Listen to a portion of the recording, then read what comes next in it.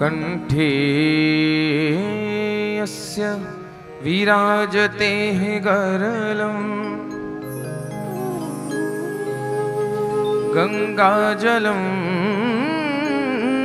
मस्तके वामांगे गिरिराज राजतनया जाया भवानी स्थितं नंदी स्कंधगणाधिनाथ सहितः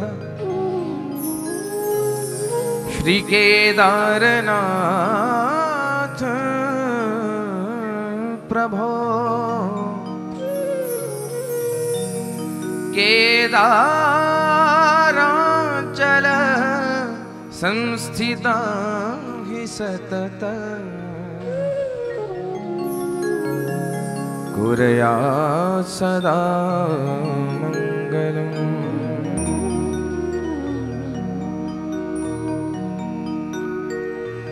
भवानी शंकरो वंदे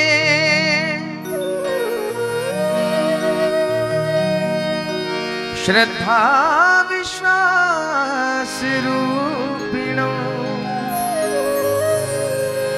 याभ्यां विना न पश्यन्ति सिद्धाः स्वान्तस्थमीश्वरम् करचरणकृतं वाक्कायजं करमजं वा श्रवणनयनजं वा मानसं वा पराधं विहितमविहितं वा सर्वमेतत्क्षमस्व। जय जय हे करुणाब्धे श्री महादेव शंभो। सीतानाथ समारंभा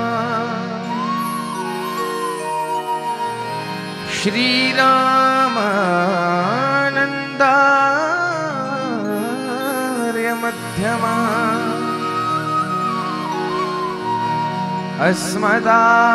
अस्मदाचार्य पर्यन्ता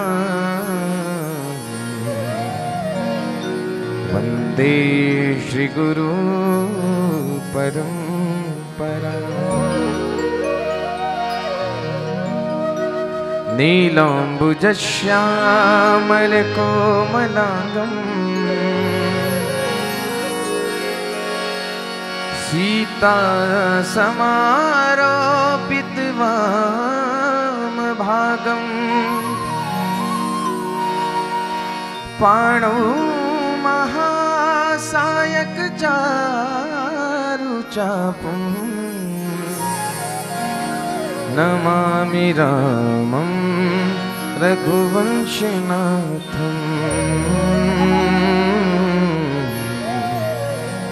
नमामि रामं रघुवंशनाथम्। मनोजवं मारुततुल्यवेगम् जितेन्द्रियं बुद्धिमता वरिष्ठम् वातात्मजं वानरयूथमुख्यम्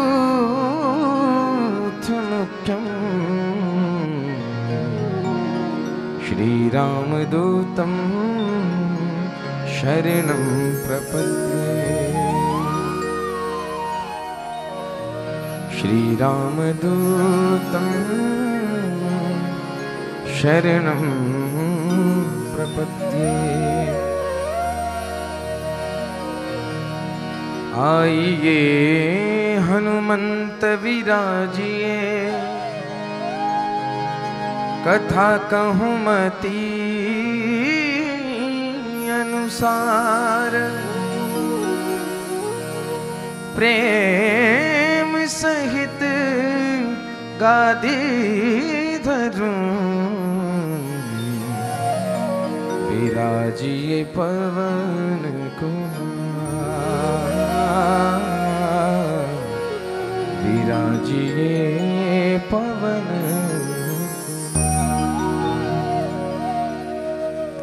बोले भक्त वत्सल भगवान की, पवन सुत हनुमान की जय। श्री सीताराम भगवान की जय। श्री शिव महापुराण की जय। खड़ा पत्थर पशुपतिनाथ भगवान की जय। सनातन धर्म की जय। माता पिता श्री की जय। श्री इष्टदेव भगवान की जय। श्री क्षेत्रपाल देव भगवान की जय। वास्तुदेव भगवान की जय। ग्रामदेव भगवान की जय। भगवती कुलजा मैया की जय। द्रवाणी देव भगवान की जय। सब संतन की जय। सब भक्तन की जय। संत समाज की जय। आए हुए समस्त भक्तों की जय। नमः पार्वती पते हर हर महादेव।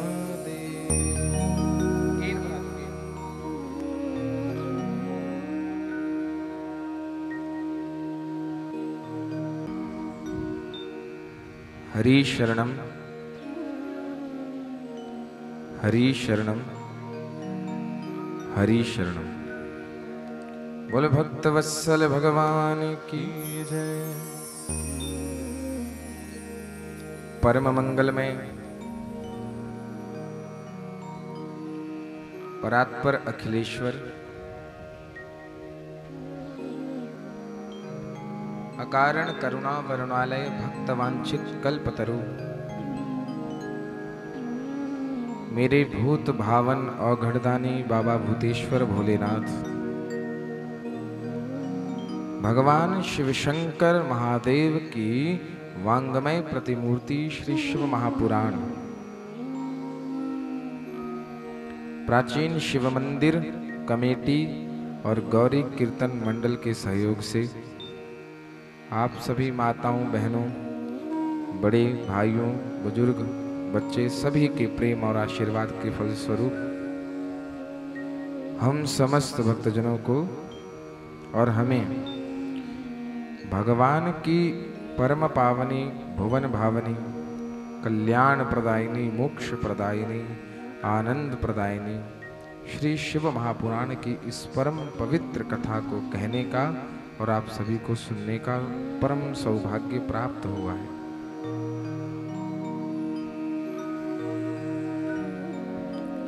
जब किसी भी मनुष्य के जीवन में भगवान की यह कथा आ जाए, क्या आ जाए?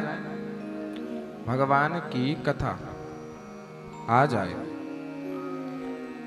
तो निश्चित रूप से आप ये समझ लेना कि हम सभी के जीवन में भगवान शिव शंकर की अहितु की कृपा का वर्षण हो रहा है।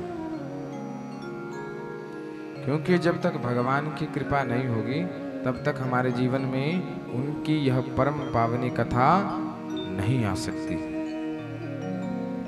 आप चाहकर भी भगवान की कथा नहीं सुन सकते। जितना भी प्रयास कर लीजिए, जब तक भोले बाबा कृपा नहीं करेंगे तब तक आप कथा श्रवण के माध्यम नहीं बन सकते। हो सकता है आपके पूर्व जन्म की कृत कर्म और भगवान की हुई भक्ति ही आपको यहाँ पर खींच कर लाई है। आज हम सभी को कथा श्रवण करते करते कौन सा दिवस है? 10वां दिवस है। 9 दिवस कैसे व्यतीत हो गए पता नहीं चला, क्योंकि ये तो संसार है, समय चक्र है, संसरति इति संसारः, जो प्रतिदिन सरकता रहता है, बीतता जाता है, यही तो संसार है। और हम सोचते हैं कि हम बड़े होते जा रहे हैं, जबकि वास्तविकता तो ये है कि हमारा जितना जीवन है वो समाप्त होता जा रहा है। हमें भगवान ने जो समय दिया है वो सब खत्म हो रहा है। कब किसका पत्ता कट जाए कोई भरोसा नहीं।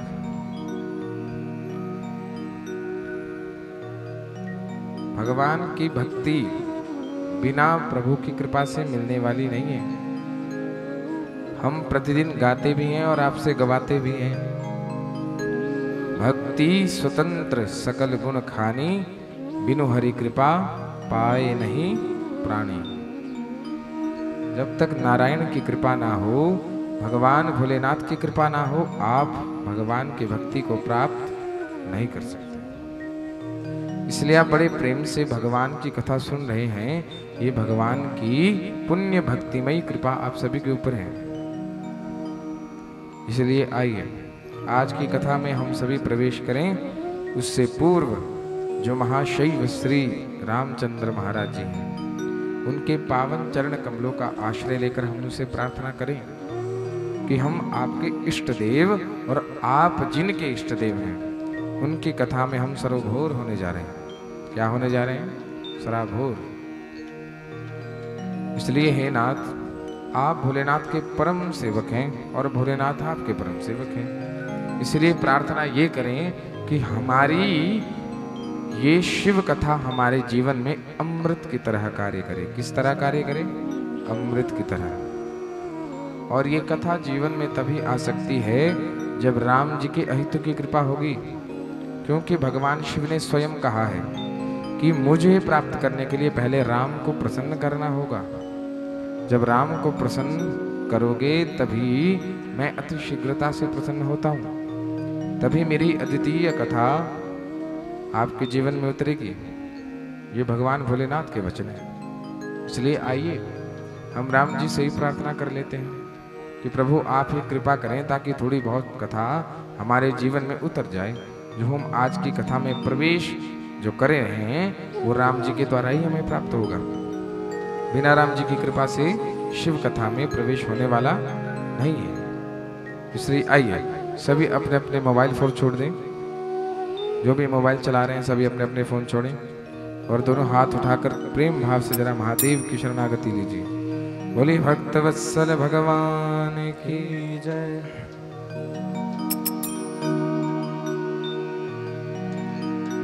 सीताराम सीताराम सीताराम गाए जा, राम जी के चरणों में प्रीति को लगाए जा।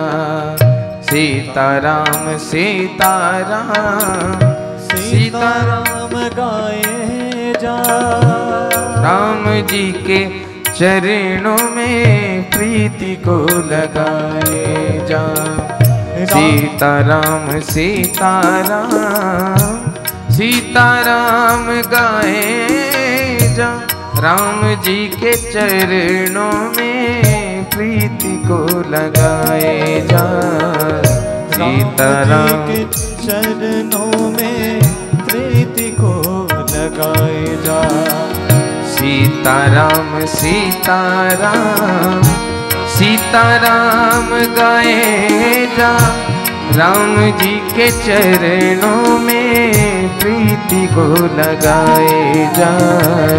सीताराम सीताराम सीताराम गाए जा, सभी गाइए। राम जी के चरणों में प्रीति को लगाए जा। सीताराम सीताराम सीताराम गाए जा। सीताराम सीताराम सीताराम गाए जा। सीताराम सीताराम सीताराम गाए जा। सीताराम सीताराम सीताराम गाए जा। राम जी के चरणों में प्रीति को बढ़ाए जा। राम जी के चरणों में प्रीति को बढ़ाए। क्या गाना है?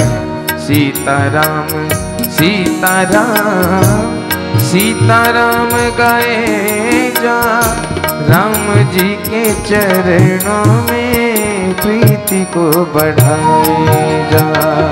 सीताराम सीताराम सीताराम गाए जा, जी के चरणों में प्रीति को बढ़ाए जा। राम जी के चरणों में प्रीति को बढ़ाए जा।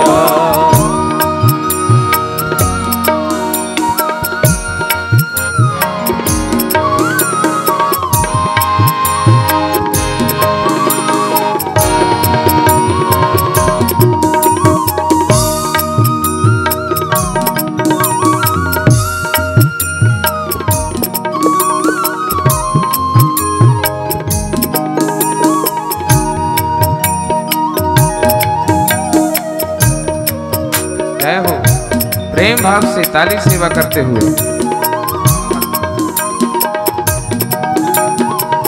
सिया राम। राम ही केवल प्रेम प्यारा, राम ही केवल प्रेम प्यारा, राम ही केवल प्रेम प्यारा, राम ही केवल प्रेम प्यारा। जान सके कोई जान निहारा, जान सके कोई जान निहारा। गाइए सीताराम सीताराम सीताराम गाए जा। राम जी के चरणों में प्रीति को बढ़ाए जा। सीताराम सीताराम सीताराम गाए जा। राम जी के चरणों में प्रीति को बढ़ाए जा। सीताराम सीताराम सीताराम गाए जा। राम जी के चरणों में प्रीति को बढ़ाए जा। सीताराम सीताराम सीताराम गाए जा। राम जी के चरणों में प्रीति को बढ़ाए जा। राम जी के चरणों में प्रीति को बढ़ाए जा। राम जी के चरणों में प्रीति को बढ़ाए जा। श्री भोले के चरणों में प्रीति को बढ़ाए जा। जी के चरणों में प्रीति को बढ़ाए जा। बोले भक्तवत्सल भगवान की जय। सिया राम।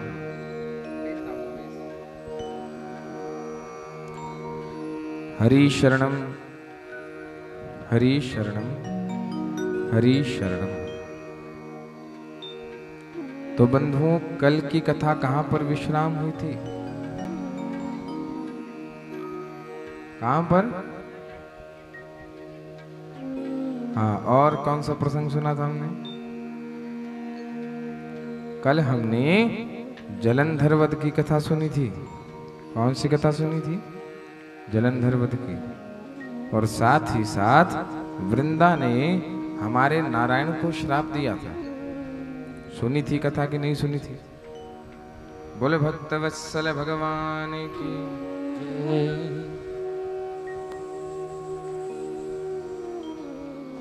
तो बंधुओं, हाँ, इधर उधर कोई नहीं देखो, वो उनका काम है, उनको करना है। आपका काम है कथा सुनना। आप ध्यान यही रखो। बोले शंकर भगवान की जय। देखो, राम जी का भजन गाने के बाद भी आपका मन एकाग्र नहीं हुआ।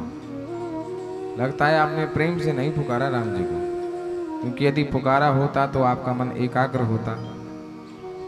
उसका मतलब आप दोषी पाए गए। क्षमा याचना कर लो दोनों हाथ उठा के। बोलिए सीताराम भगवान की जय। अब एक चित्त होकर कथा श्रवण करो। बंधुओं, जलंधर और वृंदा के उपाख्यान के उपरांत यहाँ पर शंखचूड़ की कथा आती है। किसकी कथा? शंखचूड़। ब्रह्मा जी के पुत्र हुए मरीचि। कौन हुए? अरे जम के बोलो, मरीचि। मरीचि नहीं, मरीचि। समझ में आया? ब्रह्मा जी के पुत्र हुए मरीचि। मरीचि जी के पुत्र हुए महातपस्वी कश्यप। कौन हुए? महातपस्वी कश्यप। कश्यप जी के यहां बहुत पत्नियां थी।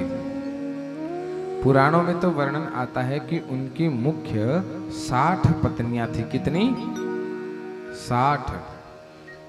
उनमें जो मुख्य नाम आते हैं वो आते हैं दीति और अदिति के। मतलब 2 पत्नियां मुख्य थी। परंतु शिव पुराण बहुत विस्तृत है, इसमें अन्य रानियों की भी कथा आती है। इसलिए 60 पत्नियों में एक पत्नी थी दनु। क्या थी? दनु। दनु। आ गई बात समझ में? क्या नाम था रानी का? दनु। तो दनु के बहुत पुत्र हुए, अनेक पुत्र हुए। उसमें से एक पुत्र का नाम था विप्रचित्ति। क्या नाम था? विप्रचित्ति। इन विप्रचित्ति के यहाँ एक पुत्र हुआ दंभ। ये बड़ा बलवान था हमारा। क्या नाम था? दंभ। और देखो आनंद की बात, इतने पुत्र वंशावली हुई परंतु दंभ के यहाँ कोई पुत्र नहीं हुआ, एक भी पुत्र नहीं हुआ। इसलिए इसने क्या किया? शुक्राचार्य जी को अपना गुरु बना लिया। शुक्राचार्य जी को अपना गुरु बना लिया और तपस्या करने के लिए उसने उनसे कृष्ण मंत्र प्राप्त किया। कौन सा मंत्र प्राप्त किया? अब बताओ, कृष्ण का मंत्र कौन सा है? हाँ, ये 12 मंत्र है। ओम नमो भगवते वासुदेवाय। ये हमारे गोविंद का मंत्र प्राप्त करके तपस्या करने के लिए चला गया। क्या आप जानते हो इसने कितने वर्ष तपस्या करी? 1,00,000 वर्ष। कितने वर्ष? अब आप स्वयं ये अंदाजा लगा लो कि इनकी आयु कितनी होगी जो तपस्या ही 1,00,000 वर्ष कर रहे हैं। बोली भक्तवत्सल भगवान की जय। हाँ, अरे जो तपस्या 1,00,000 वर्ष तक कर सकता है तो उसकी आयु कितनी होगी? देखो, दैत्यों ने सबसे ज्यादा तपस्या करी है। इतनी तपस्या देवताओं ने नहीं की। दैत्य लोग बड़ी कठिनाई से तपस्या करते थे।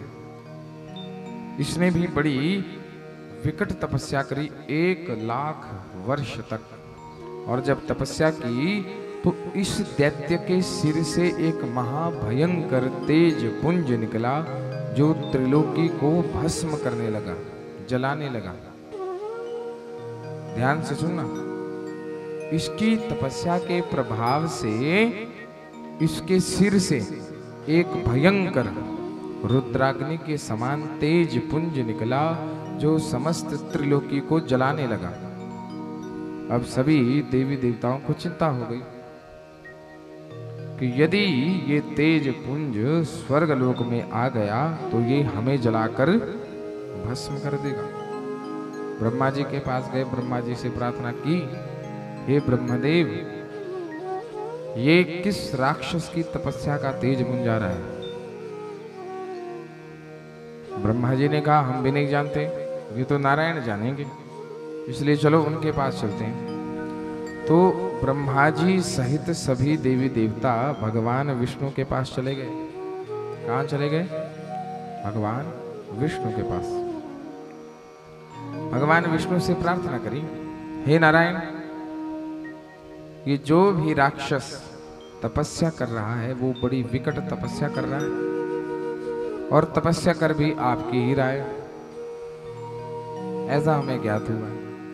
इसलिए आप ऐसा कीजिए, हमारी और इस समस्त त्रिलोकी की रक्षा करते हुए तुरंत उसके पास जाइए और इसे जैसा भी ये वरदान चाहता है वैसा दे दीजिए और हमारी रक्षा करिए प्रभु।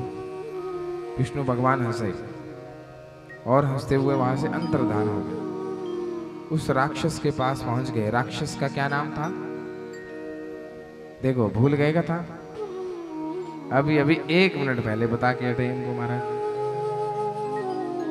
करो करो, याद करो। भाइयों में से याद है किसी को राक्षस का क्या नाम था? हाँ देखो, उनको याद है। राक्षस का नाम था दैत्यराज दंभ। क्या था? दंभ। याद रखो, मैं पूछता रहूंगा, वीडियो भी रिकॉर्ड हो रही है। हाँ, तो दैत्यराज दंभ के पास भगवान नारायण पहुंचे और उससे कहा कि हे दैत्यराज, अपने नेत्र खोलो, तपस्या से उठो, उत्तिष्ठो तिष्ठ भद्रम ते, तुम्हारा कल्याण हो। बताओ तुम क्या वरदान चाहते हो? जैसा तुम वरदान चाहते हो तो मैं तुम्हें उसी के अनुसार फल दूंगा। दंभ उठा, उसने नारायण को प्रणाम किया। हे गोविंद, हे नारायण, मैं चाहता हूं कि यदि आप मेरी तपस्या से प्रसन्न हैं तो मुझे महाबली, महापराक्रमी, महाबली, महापराक्रमी, तीनों लोकों को जीतने वाला और देवताओं के लिए भी अजेय और आपकी भक्ति से युक्त कोई भी एक पुत्र दे दो।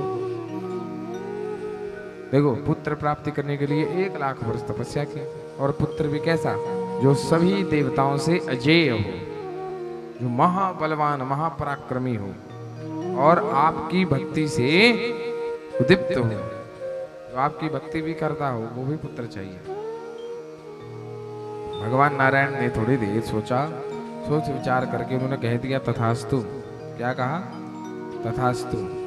समय आने पर उनकी पत्नी से, दैत्यराज दंभ की पत्नी से एक बालक का जन्म हुआ और मुनियों ने उसका जात कर्म संस्कार करवाया। आ गई बात समझ में? मुनियों ने उसका जात कर्म संस्कार करवाया और उसका क्या नाम रखा? ध्यान से सुनना, एक ही बार बताऊंगा। उसका नाम रखा शंखचूड़। क्या नाम रखा? शंखचूड़। हाँ, ये सारी कथा इसी दैत्य की है। महाराज जब ये बड़ा हुआ और इसे पता लगा कि मेरे पिता ने मुझे प्राप्त करने के लिए 1 लाख वर्ष तक तपस्या करी थी, तो इसे बड़ी ग्लानि हुई। कहने लगा, जब मेरे पिता मुझे प्राप्त करने के लिए 1 लाख वर्ष तपस्या कर सकते हैं तो क्या मैं नहीं कर सकता? तो अब वो भी ब्रह्मा जी की तपस्या करने लग गया। और कहाँ? पुष्कर। कहाँ पर? पुष्कर पड़ता है राजस्थान में। वहां पर जाकर एक टांग पर खड़े होकर ओम ब्रह्मणे नमः इस मंत्र का जाप करने लगा। तपस्या करते करते इसको 5 लाख वर्ष व्यतीत हो गए। कितने?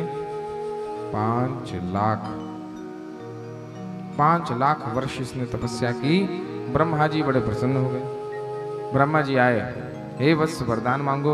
अब तुम्हारे पिता ने भी नारायण का जो है वो तप किया, अब तुमने उनका पुत्र होकर मेरा तप किया है, तो बताओ क्या वरदान चाहते हो? जो तुम चाहते हो मैं तुम्हें प्रदान करूंगा। तब शंखचूड़ ने एक ही वरदान मांगा।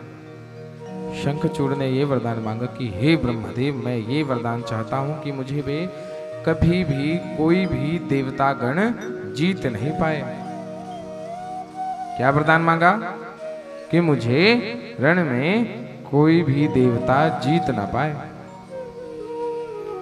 ब्रह्मा जी ने तथास्तु कहा और तथास्तु कहकर जगन मंगल मंगल, क्या नाम है?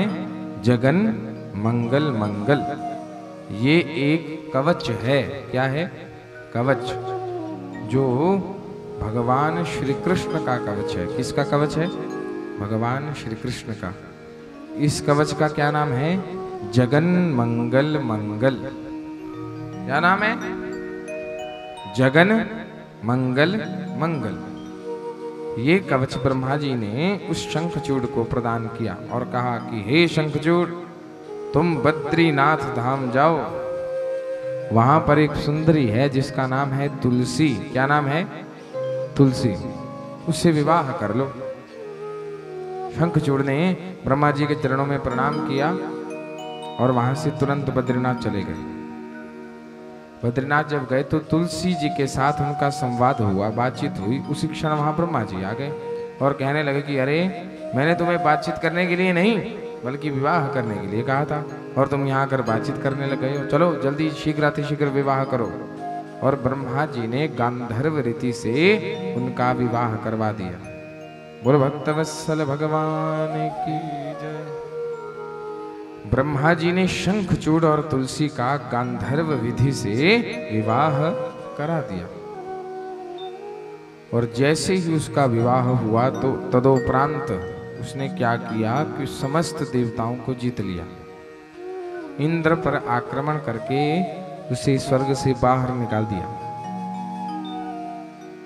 और स्वयं स्वर्ग पर शासन करने लग गया।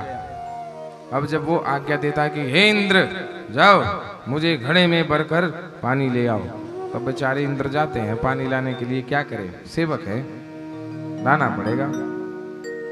अब जो शंखचूड़ आज्ञा देता है वो उन्हें करना पड़ता है। अब देवी देवता बड़े परेशान हो गए, तुरंत भागते हुए नारायण के पास गए और कहने लगे कि महाराज, ये दैत्य है कौन? अरे ये इतना बलशाली कैसे हो गया?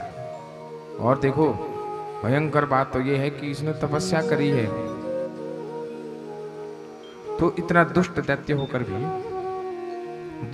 होकर भी तपस्या कर रहा है, और तपस्या करने के बाद जब वरदान मिला तो हमें त्रास कर रहा है। आखिर ये है कौन? अरे ये पूर्व जन्म में था कौन? तब नारायण ने कहा कि ये पूर्व जन्म में मेरे गोलोक में रहने वाला एक गोप था। कौन था? गोप। आ गई बात समझ में?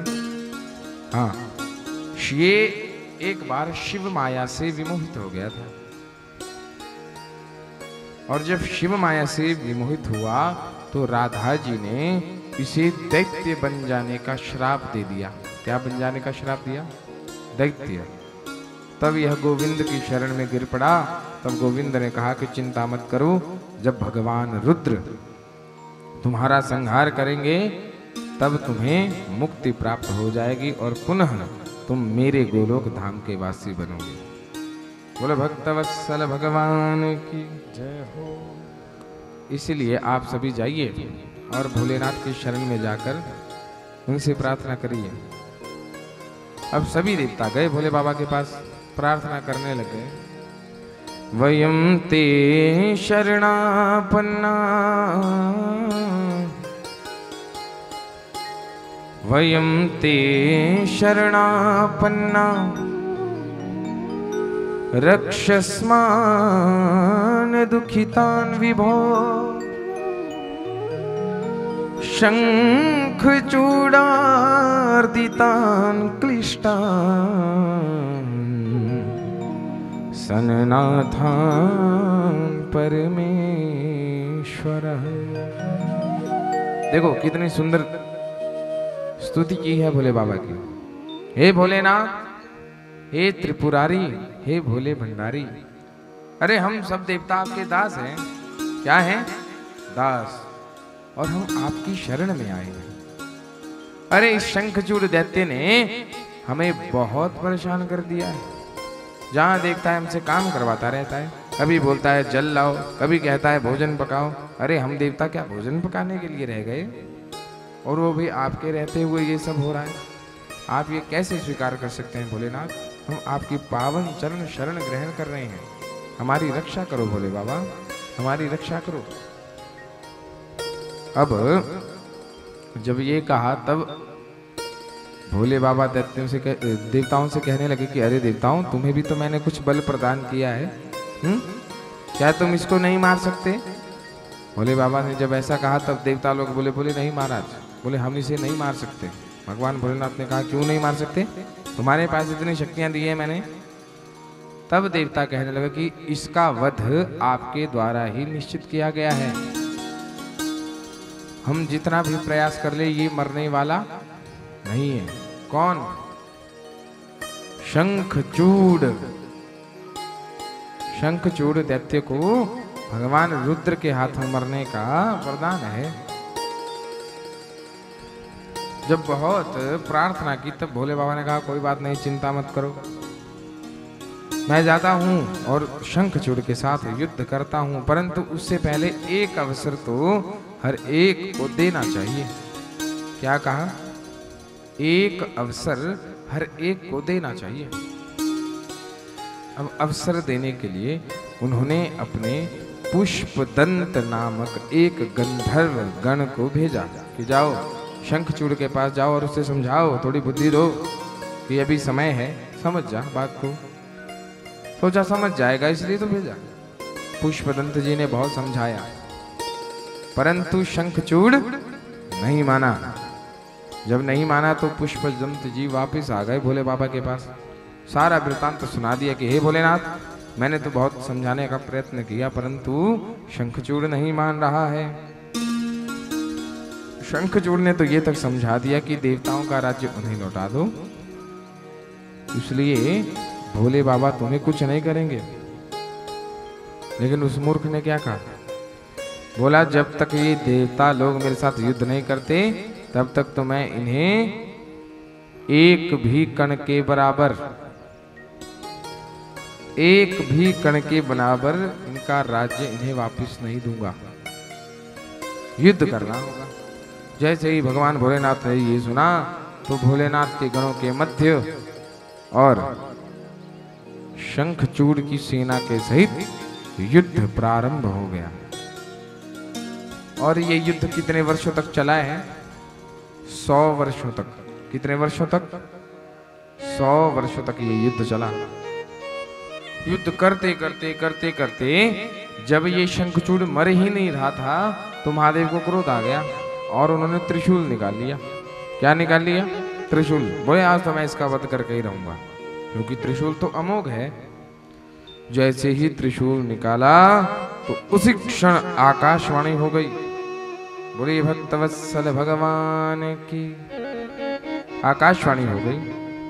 आकाशवाणी ने कहा कि रुक जाओ रुक जाओ रुक जाओ महादेव, अरे अभी त्रिशूल का संधान मत करो। भोले बाबा ने कहा क्यों भाई? बोले आपका त्रिशूल इतना अमोघ है कि ये तो क्षण भर में इसका वध कर सकता है, परंतु इस दैत्य के पास क्या है? इस दैत्य के पास भगवान श्री कृष्ण का कवच है और ऊपर से इसकी जो पत्नी है तुलसी, उसका भी सतीत्व है। तो यदि आप त्रिशूल चला देंगे तो ये तो निश्चित ही मर जाएगा, परंतु मर्यादा का भी खंडन हो जाएगा। ना तो पतिव्रत धर्म की मर्यादा रहेगी, ना ही गोविंद की मर्यादा। बोले अच्छा ये बात है। बोले हाँ, इसलिए अभी आप इसका वध ना करें, सबसे पहले तो इसकी पत्नी का सतीत्व भंग करना होगा। अब भोले बाबा ने नारायण को बुलाया। किसको बुलाया? नारायण को।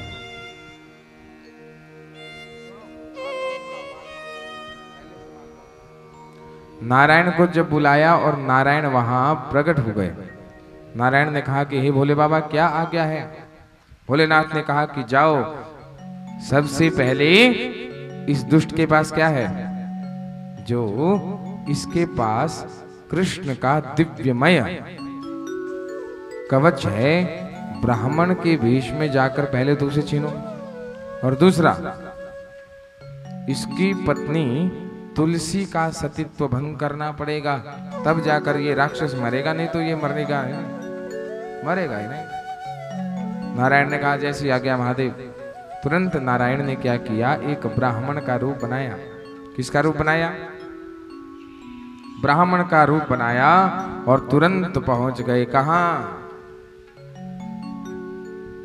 शंखचूड़ के पास और कहा कि भिक्षाम देहि। शंखचूड़ ने देखा कि युद्ध के समय ब्राह्मण, परंतु शंखचूड़ जो था वो भगवान नारायण का भक्त था, ब्राह्मणों की बड़ी सेवा करता था। अब उसने देखा कि बीच युद्ध में भी ब्राह्मण आया है, तो अस्त्र शस्त्र रखकर ब्राह्मण के चरणों में गिर पड़ा। हे ब्राह्मण देवता, हे नाथ, मैं आपकी क्या सेवा कर सकता हूं, मुझे आज्ञा दीजिए। ब्राह्मण ने, मतलब जो नारायण थे, उन्होंने ब्राह्मण वेश में उस शंखचूड़ से उसके कवच, भगवान नारायण के अपने खुद के कवच, कृष्ण के कवच भिक्षा में मांग लिए,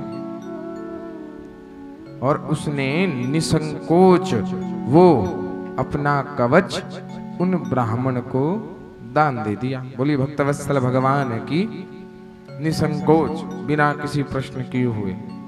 अब यहां तो एक प्लस पॉइंट आ गया। क्या प्लस पॉइंट आ गया? कि कवच उससे छिन गया। अब एक और बल है उसके पास। कौन? तुलसी। आ गई बात समझ में? तुलसी की सतीत्व का उसके पास बल है। तो नारायण ने क्या किया कि शंखचूड़ का रूप बनाया और तुलसी के साथ रमण किया। जब सहवास के समय तुलसी को पता लगा कि ये तो मेरे पति है ही नहीं, उधर क्या हुआ? इधर तुलसी का सतीत्व भंग हुआ, उधर महादेव त्रिशूल निकाला और शंखचूड़ का उसी समय गोविंदाय नमो नमः वध कर दिया, और शंखचूड़ तो मुक्त हो गया। और मुक्त होने के बाद क्या हुआ वो आपको पता लग जाएगा। लेकिन इधर जैसे ही तुलसी को पता लगा तो तुलसी को बड़ा क्रोध आया, रोने लगी क्रोध में। और जब रोने लगी तो उसने नारायण को श्राप दे दिया। ध्यान से सुनना क्या श्राप दिया है। पाषाण सदृशस्तत्वं दयाहीनो यतः खलः तस्मात् पाषाण रूपस्त्वं मच्छापेन भवाधुना।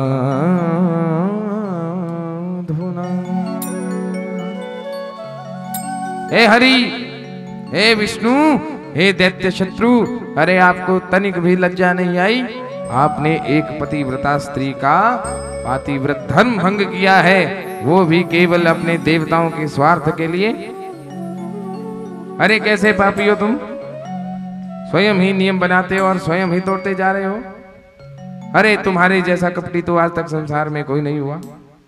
मैं तुलसी तुम्हें श्राप देती हूं कि तुम्हारे मन में दया का किंचित मात्र भी क्षण नहीं है, किंचित मात्र भी कण नहीं है।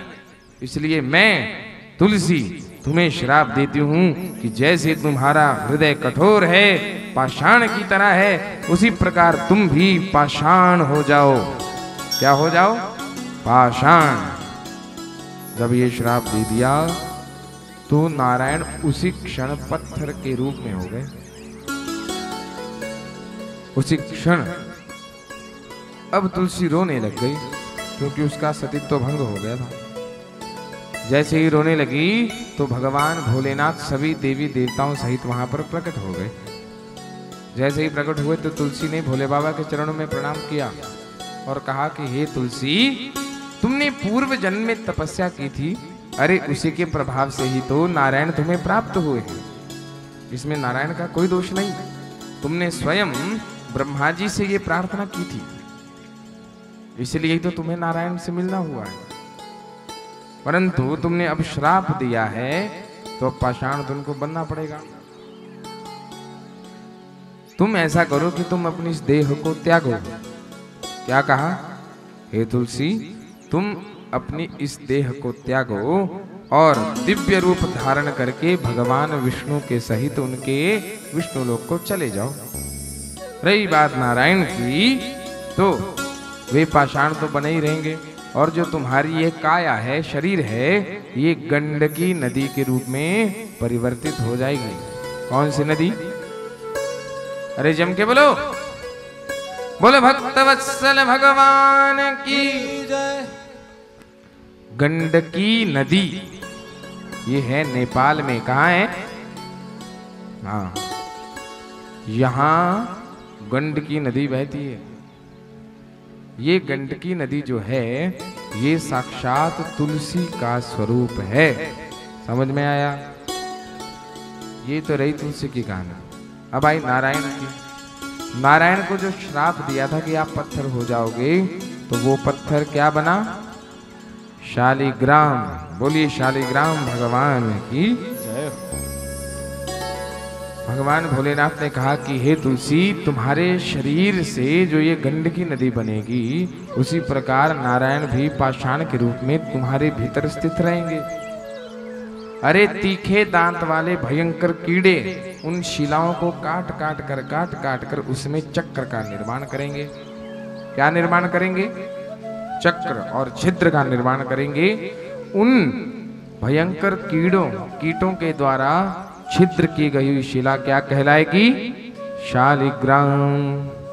बोलिए भक्तवत्सल भगवान की जय।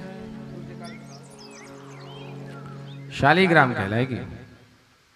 और जो शंखचूड़ था, जब वो मृत्यु अवस्था को प्राप्त हो गया, भगवान शिव ने जब उसका उद्धार कर दिया, तो वो किस रूप में परिवर्तित हो गया? बताओ। अरे बोलो। अरे किसी को तो पता होगा। ज्ञानी तो बड़े बनते हो आप सभी अपने आप को, हैं?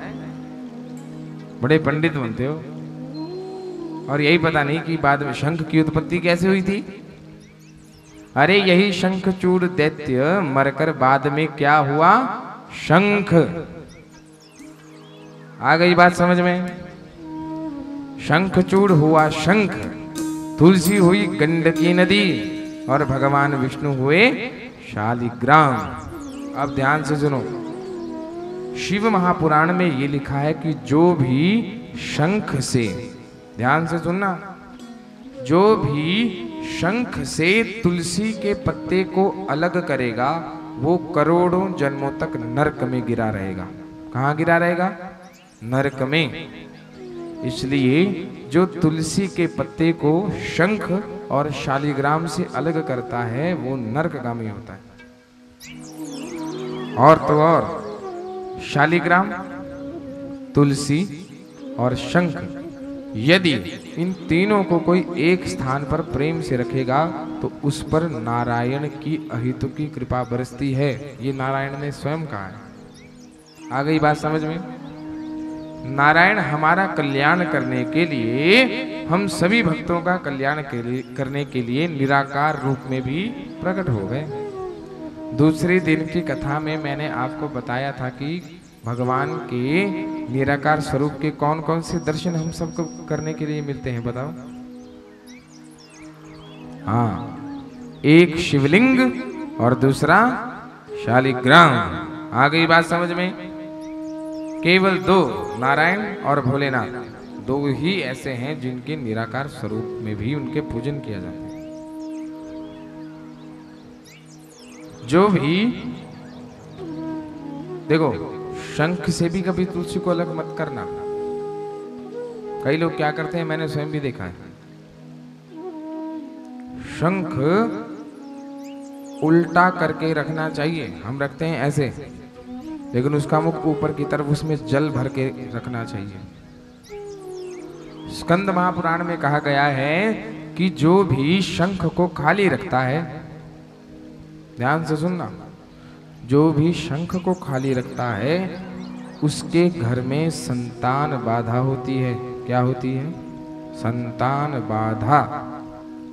या अगर संतान हो जाए तो वो अंगों से विमुख हो जाती है। आ गई बात समझ में? इसलिए शंख को किसी, आजकल तो शंख स्टैंड भी आ गए हैं, शंख स्टैंड। हाँ, लेकिन आप ये मत सोचना कि वो खराब है, नहीं, वो भी अच्छे।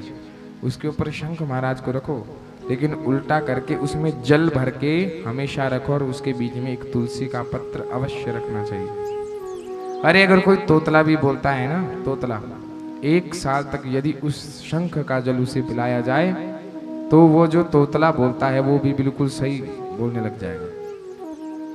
क्यों नहीं बोलेगा? जिस पर नारायण की कृपा हो जाए वो तो कुछ भी हो सकता है।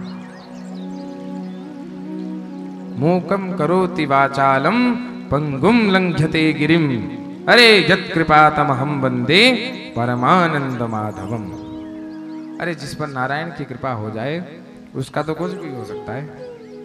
क्यों? तो देखो नारायण ने कितना आनंद प्रदान किया है हमें। हम लोगों को आनंद प्रदान करने के लिए नारायण शिला के रूप में प्रकट हो गए।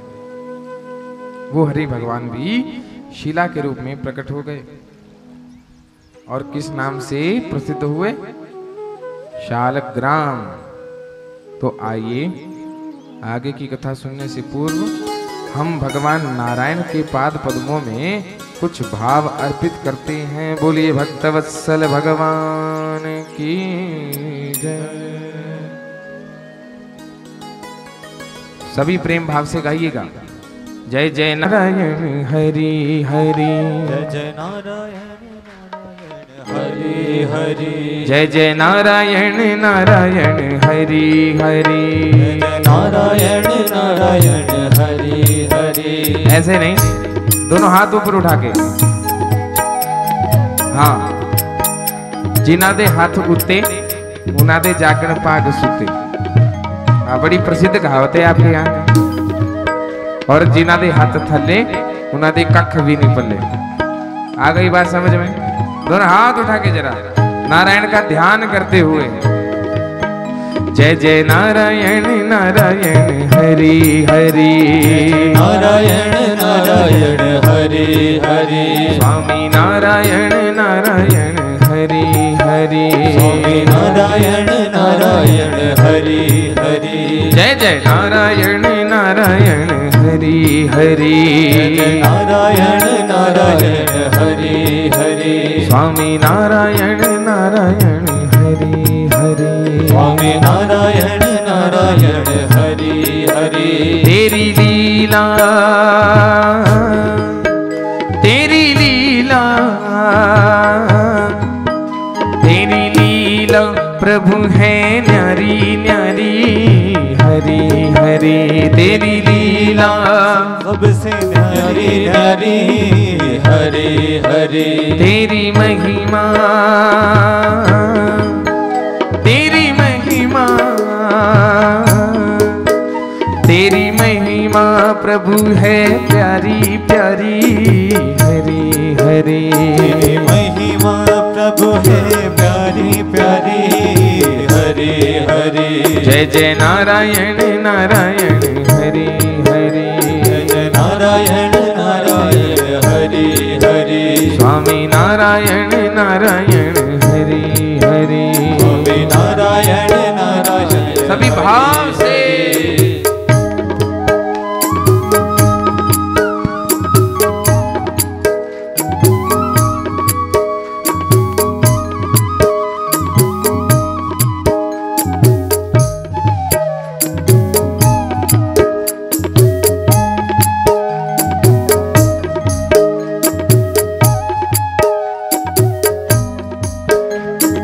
अलख निरंजन भव भय भंजन जन मन रंजन दाता, जन मन रंजन दाता, जन मन रंजन दाता।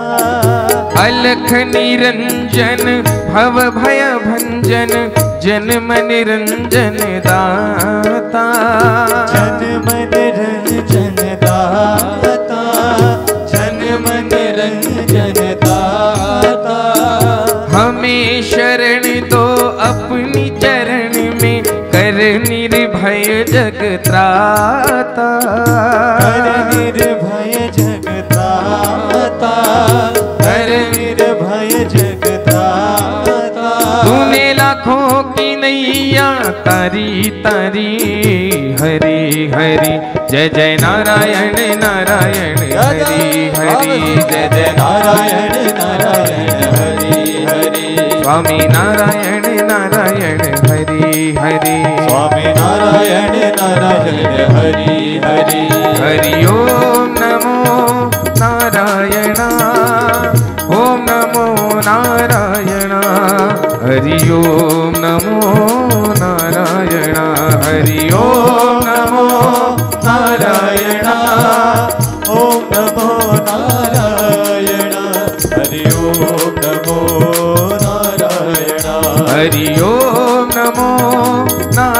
नारायण ओम नमो नारायण हरि ओम नमो नारायण हरि ओम नमो नारायण नारायण ओम नमो नारायण जय हो हरि ओम नमो नारायण जय जय नारायण नारायण हरि हरि जय नारायण नारायण हरि हरि स्वामी नारायण नारायण हरि हरि स्वामी नारायण नारायण हरि हरि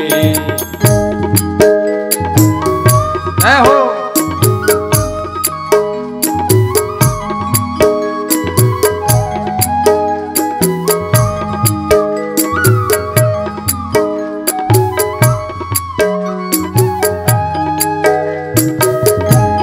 जय हो जय हो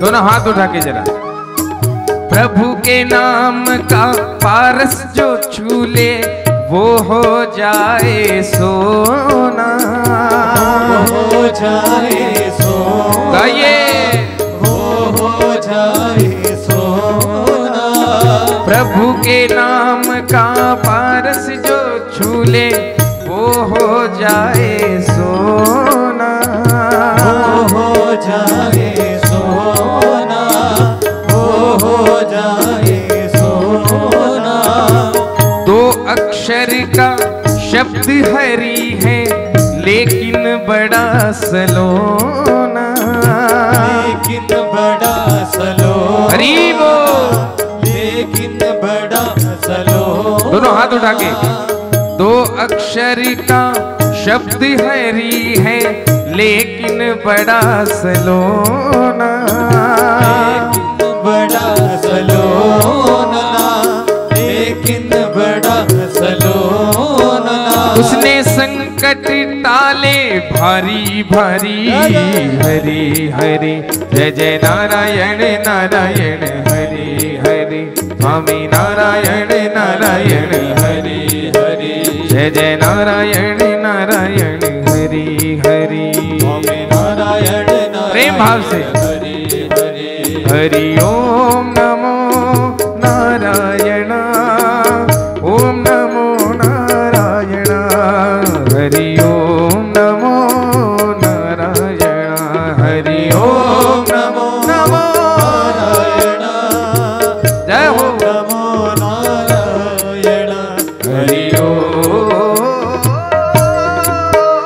हरि ओम नमो नारायण ओम नमो नारायण हरि ओम नमो नारायण हरि ओम ओम नमो नारायण ओम नमो नारायण जय हो हरि ओम नमो नारायण जय जय नारायण नारायण हरि हरि नारायण ऐसा नहीं दोनों नेत्र बंद करके जय जय नारायण नारायण हरि हरि जय नारायण नारायण हरि हरि स्वामी नारायण नारायण हरि हरि स्वामी नारायण नारायण हरि हरि तेरी लीला हरि है न्यारी न्यारी हरि हरि तेरी लीला हरि है नारी नारी हरि हरि तेरी महिमा तेरी महिमा तेरी महिमा प्रभु है प्यारी प्यारी हरि हरि महिमा प्रभु है प्यारी प्यारी हरि हरि जय जय नारायण नारायण हरि हरि जय जय नारायण नारायण हरि हरि स्वामी नारायण नारायण हरि हरि स्वामी नारायण नारायण हरि हरि जय जय नारायण नारायण हरि हरि स्वामी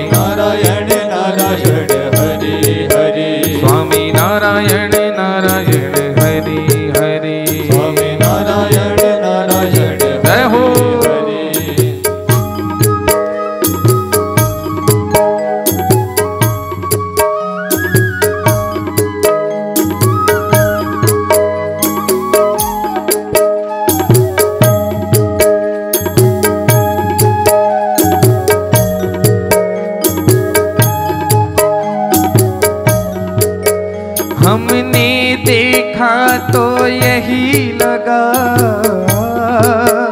बिन तेरे यहाँ पर कोई न सगा, कोई न सगा, बिन तेरे यहाँ पे कोई न सगा। हमने देखा तो यही लगा, बिन तेरे यहाँ पर कोई न सगा, कोई न सगा, बिन तेरे यहाँ पर कोई न सगा, कोई न सगा। मन में हमने जब ये जाना,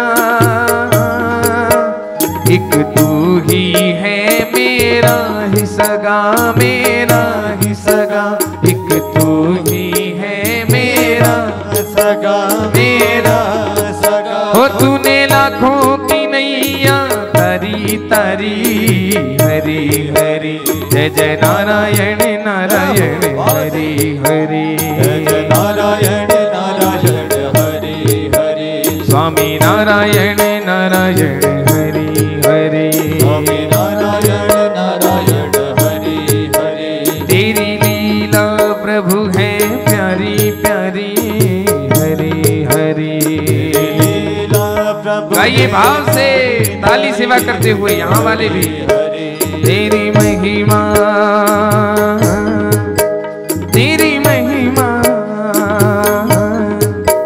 तेरी महिमा प्रभु है प्यारी प्यारी, हरि हरि। तेरी महिमा प्रभु है प्यारी प्यारी, हरि हरि। जय जय नारायण नारायण हरि हरि, जय जय नारायण नारायण हरि हरि। स्वामी नारायण नारायण हरि हरि, स्वामी नारायण नारायण हरि हरि। जय जय नारायण नारायण हरि हरि, नारायण नारायण हरि हरि। स्वामी नारायण नारायण हरि हरि। स्वामी नारायण नारायण और हाथ उठा के हरि ओम नमो नारायण, ओम नमो नारायण, हरि ओम नमो नारायण, हरि ओम नमो नारायण नारायण, नमो नारायण। हरि ओम नारायण। हरि ओम नमो नारायण, ओम नमो नारायण, हरि ओम नमो नारायण, हरि ओम नमो नारायण। ओम नमो नारायण। हरि ओम नमो नारायण। दोनों हाथ। जय जय नारायण नारायण हरि हरि, जय नारायण नारायण हरि। प्रेम भाव से नारायण नारायण हरि हरि, जय जय नारायण नारायण हरि हरि। लक्ष्मी नारायण नारायण हरि हरि, नारायण नारायण हरि हरि। स्वामी नारायण नारायण हरि हरि, स्वामी नारायण नारायण हरि हरि। जय जय नारायण नारायण हरि हरि, जय जय नारायण नारायण हरि हरि। लक्ष्मी नारायण नारायण हरि हरि, नारायण नारायण हरि हरि। जय जय नारायण नारायण हरि हरि, जय जय नारायण नारायण हरि हरि। स्वामी नारायण नारायण हरि हरि, स्वामी नारायण जय हो। नारायण। दोनों हाथ उठा के हरि ओम नमो नारायण, ओम नमो नारायण, हरि ओम नमो नारायण, हरि ओम नारायण। ओम नमो नारायण। पीछे वाले भी जरा उठा के दोनों हाथ। ओम नारायण। जय जय नारायण नारायण हरि हरि, नारायण हरि हरि। ओ स्वामी नारायण नारायण हरि हरि, जय नारायण जय हो, जय हो। नारायण हरि हरि।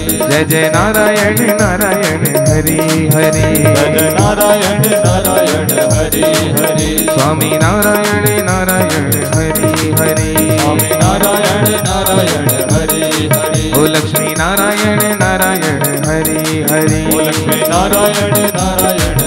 नारायण भगवान